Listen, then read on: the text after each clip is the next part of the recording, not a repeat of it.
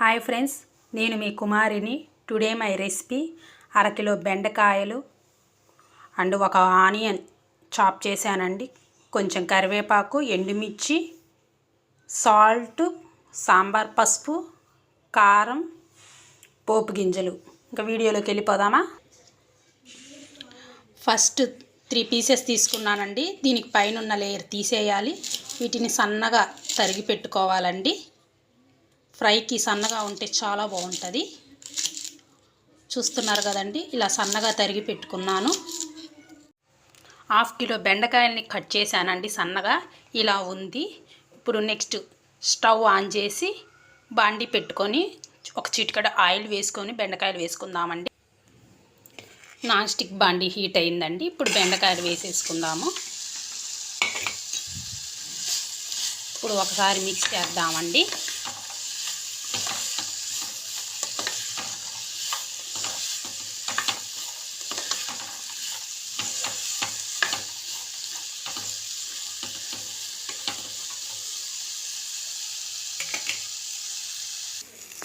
ఇప్పుడు బెండకాయలు 70% వేగిపోయినాయి అండి.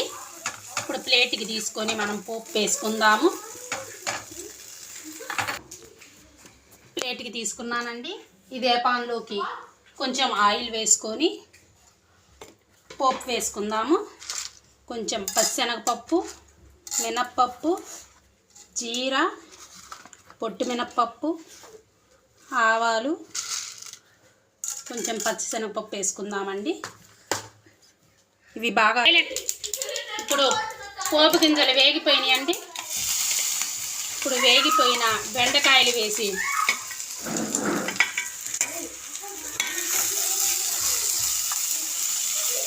కొంచెం ఒక 2 సెకండ్స్ వేగనిద్దామండి.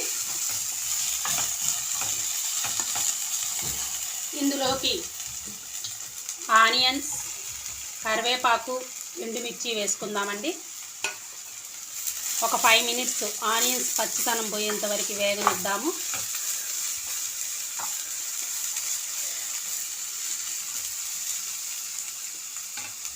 ఇందులో కొంచెం సాంబార్ పసుపు,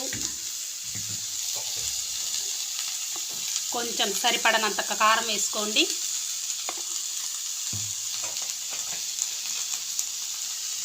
కొంచెం సాల్ట్. ఇప్పుడు టోటల్గా మిక్స్ చేద్దామండి.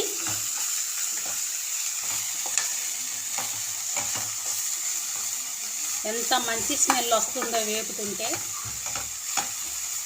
రసంలోకి కానీ, పప్పులోకి కానీ, సాంబార్లోకి కానీ చాలా బాగుంటుందండి బెండకాయ ఫ్రై.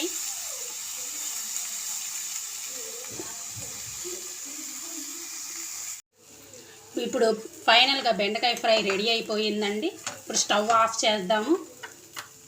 నా వీడియో కనుక మీకు నచ్చినట్లయితే like, share, subscribe. Okay, thank you. Bye bye. Bye friends.